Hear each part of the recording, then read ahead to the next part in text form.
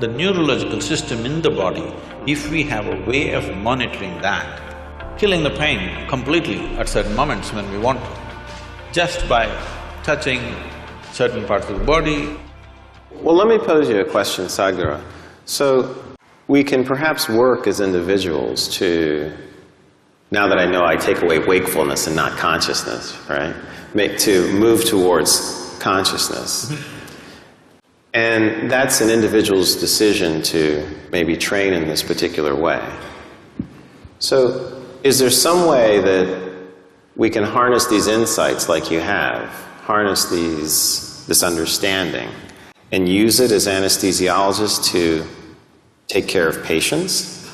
Because if we can reduce it to, or if we can adapt it, I should say reduce, if we can adapt it in that way, you know, that would be very, very helpful, because we would be using the powers in a way that would control, have to use the word, the brain, in a way that would be perhaps more physiologic.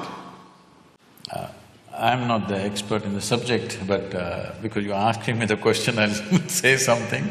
But you're the expert in anesthesiology, is it? Yeah. I'm sorry. In my simple understanding, anesthesia as a process has come into being in this world, or is existing right now, because there is pain. Pain, when it happens to us, is a bad thing. Nobody wants pain. But at the same time, if there was no pain, most people would not even know how to preserve their own body. See, wherever there is no pain, in how many ways they've cut it. Suppose there was no pain in your nose, they would have cut it in various shapes. It's part of the fashion. If there was no pain at all, believe me, they would have pulled out intestines and swing it on the street and go. You have any doubt about that? None whatsoever. So, essentially because there is pain in the body, and pain is a protective mechanism. Because most human beings still don't have the necessary intelligence even to preserve themselves. If there was no pain, even if a bicycle comes, people step back, don't think this is out of civilization. Consequence of pain. If there was no pain, even if a truck comes, they would just walk. Yes, they would. So, because of pain, so pain is essentially a protective mechanism for us. Without it, people wouldn't know how to stay alive, how to stay in one piece, they would have cut themselves into pieces. So, but sometimes, as what is called as surgery, is in some way cutting people up. Sure. So it has become a necessity to cut someone. How to cut them? With minimum amount of disturbance to the system. That's the whole effort. So in this effort, as you said, essentially you're disengaging different parts of the brain. I don't know if it's an exact science or it's generally getting disengaged. Whichever way, is it getting effectively disengaged that people go through surgeries without even knowing what happened? When something major was done to them, their ribs were opened up and ribcage was opened up, heart was opened up, brain was opened up, they don't even know what happened. Very innocently, they wake up after a day or so, whatever amount of time. So this is anesthesia. How could we use… See, one dimension, because when we were speaking in the room, when you said, essentially, if I'm wrong, please correct me, you're monitoring the physiological systems of heartbeat, blood pressure and temperature, brain waves, whatever else, the physiological factors. If… I don't know if it's even a possibility, but if you find a way to monitor the neurological system, ignoring the physiological system completely, see, the concern may be the moment you put somebody on the table and start opening the body, the concern of a doctor or a surgeon may be that you don't want him dead on the table. So you're watching his heartbeat, you're watching his pulse, and you're watching his all the other parameters.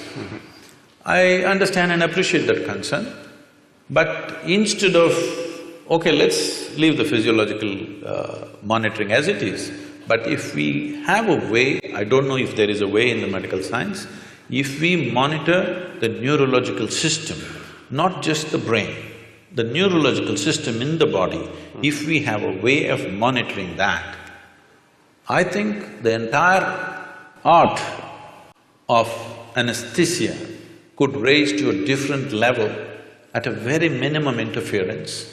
It could happen because why I'm saying this is,